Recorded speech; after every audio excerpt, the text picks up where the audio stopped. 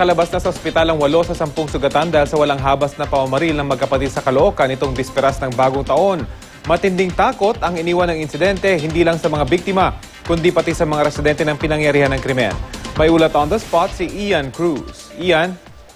Yes, Rafi, nangangamba nga ang mga residente sa Barangay 118 para sa kanilang kaligtasan matapos ang pamamaril doon bago magbagong taon. Ayon sa ibang residente na nakausap nga ng GMA News, baka raw kasi bumalik ang magkapatid na Jet at Noriel Badilla alias Totoy Patuan na sangkot umano sa pamamaril. Ang ibang araw pamilya Rafi ay umalis na mula sa barangay nila. Ayon nga sa mga residente, 8 sa 10 biktima sugatan ng pamamaril ay nakalabas na ng ospital at karamihan sa kanila Rafi ay humihiling ng tulong sa kanilang alkalde kay Mayor Oscar Malapitan para nga daw sa pinansyal na tulong upang may pagpatuloy ang kanilang pagpapagamot.